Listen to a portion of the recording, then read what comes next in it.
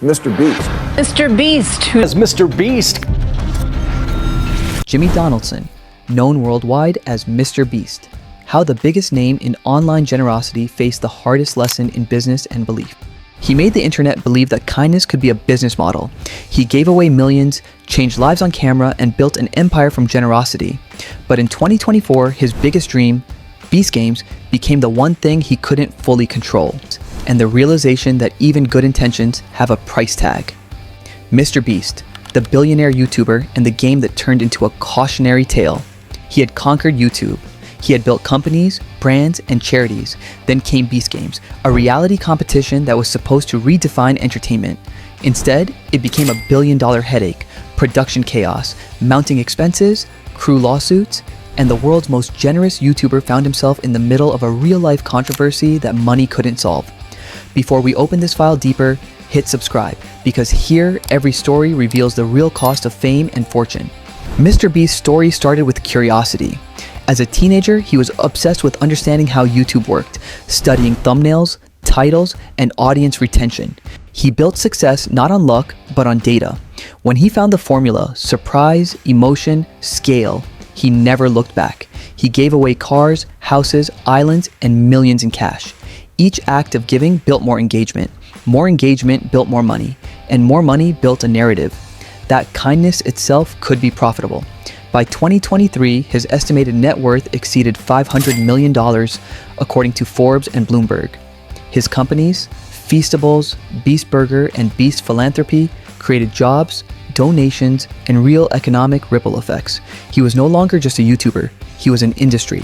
Then came the next dream, a competition show called Beast Games. He wanted to create the world's largest reality challenge, one that made Squid Game look small and Survivor feel old-fashioned. Thousands of contestants, massive sets, real cash prizes, all filmed with the heart of a YouTube video and the budget of a blockbuster. According to insiders who spoke with Variety and Business Insider, Mr. Beast personally financed much of the project. No major network was willing to match his scale or speed. The production ballooned to more than $25 million before a single episode was released. It was supposed to be his masterpiece. Instead, it became a storm. Behind the cameras, the chaos began early. Crew members described 16-hour shoots. Contestants complained about harsh weather and uneven treatment. Some alleged poor safety standards and unpaid overtime. By early 2024, several workers and participants had filed lawsuits citing unsafe conditions and wage violations. According to The Verge and Deadline, some cases accused production managers of breaching contracts, failing to provide required rest, or cutting pay for delays that weren't the workers' fault. Others claimed they were misled about the prize money structure.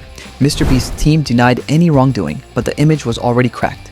The man known for giving so much was now being accused of taking too much from those who helped him give. And while the lawsuits continued, another problem grew. Beast Games was meant to redefine entertainment economics. Instead, it exposed how fragile the creator economy can be at scale. Every Mr. Beast video is an investment, one where the profits depend on virality. When that virality slips, the equation breaks. And Beast Games was the costliest gamble of all. Industry analysts told Bloomberg Tech the project may have lost $30 to $50 million due to delays, reshoots, and lawsuits. Sponsorship revenue fell short as brands grew nervous about the production issues. Feastables, his chocolate brand, quietly distanced itself from Beast Games cross-promotions. And his other venture, Beast Burger, was already drowning in separate franchise lawsuits that claimed poor quality control. Suddenly, Mr. Beast's business empire was juggling too many fires at once. The internet's favorite giver had become a CEO managing risk. Court documents reviewed by insider detailed disputes with contractors, set designers, and former partners. Some claimed breach of contract, others sought damages for unpaid invoices. A few even alleged intellectual property disputes over game mechanics and footage rights. None of this meant guilt, but it meant distraction. And distraction is poison when your business runs on output. In one interview, a production insider said, "The problem wasn't malice, it was magnitude. The project grew faster than the infrastructure could handle." That single sentence may define the whole case. Mr. Beast's ambition outpaced his systems. He built factories for creativity, but not enough for compliance. For years, fans saw Jimmy Donaldson as tireless, a man who never stopped giving, never slept, never missed a goal. But behind the camera, exhaustion set in. Friends close to him told Forbes that burnout became visible, the constant need to outdo himself, to stay on top of the algorithm, to feed multiple companies, began to drain even the man built for pressure. He tweeted once, "Running everything myself is way harder than people think." And in that single line, the truth leaked out. Fame had turned into a factory. The brand of generosity had become a business of survival. The lawsuits weren't just about money.